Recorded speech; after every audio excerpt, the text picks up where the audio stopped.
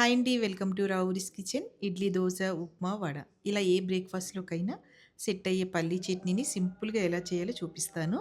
అంతేకాదండి, పల్లీ చట్నీ లేకపోతే కొంతమంది బ్రేక్‌ఫాస్ట్‌ని కూడా స్కిప్ చేస్తారు. అందులో నేను ఒకదాన్ని. మరి పల్లీ చట్నీని ఎంతగానో ఇష్టపడే వాళ్ళు ఈ రెసిపీని చూసి ఒకసారి ట్రై చేసి ఎలా వచ్చిందో నాకు కామెంట్ చేయాలి.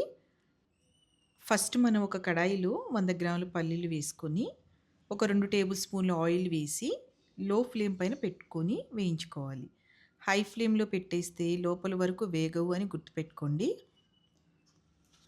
ఇప్పుడు పల్లీలు లైట్ గోల్డెన్ బ్రౌన్‌లోకి వచ్చాయి చూడండి. ఇప్పుడు ఇందులోకి 5, 6 పచ్చిమిరపకాయలు వేసుకోండి. గ్రామ్స్ వైస్ అయితే 30 గ్రామ్స్ వరకు ఉంటుంది. అప్పుడే పర్ఫెక్ట్‌గా సరిపోతుందండి కారం అనేది. చూడండి, పచ్చిమిర్చి ఇలా ఫ్రై అవ్వాలి. అప్పుడే చట్నీ టేస్ట్ అనేది బావుంటుంది.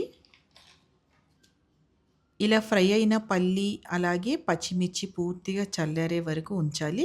లేదంటే చట్నీ పచ్చి వాసనొస్తుంది. ఇప్పుడు ఒక మిక్సీ గిన్నెలో పూర్తిగా చల్లారిన పల్లీలు, పచ్చిమిరపకాయలు అన్నీ వేసుకొని, కొద్దిగా జీలకర్ర, ఒక చిన్న ముక్క చింతపండు, అలాగే రుచికి సరిపడ సాల్ట్ వేసుకొని మిక్సీ పట్టండి. చూడండి, మిక్సీ పట్టిన చట్నీ అంతా ఒక గిన్నెలో వేసుకొని పక్కన పెట్టేయండి. ఒక చిన్న కడాయిలో ఒక స్పూన్ ఆయిల్ వేసుకొని, ఆయిల్ బాగా హీట్ అయ్యాక కొన్ని పోపు దినుసులు వేయండి. పోపు దినుసులు వేగాక ఒక ఎండుమిర్చి, అలాగే కొన్ని కరివేపాకు రెబ్బలు వేసి స్టవ్ ఆఫ్ చేసి, తాలింపు మొత్తం కూడా చట్నీలో వేసి కలపండి. చూడండి, ఎంత సింపుల్‌గా పల్లీ చట్నీ అయితే రెడీ అయిపోయింది. మీరు కూడా ట్రై చేసి కామెంట్ బాక్స్‌లో కామెంట్ చేయండి.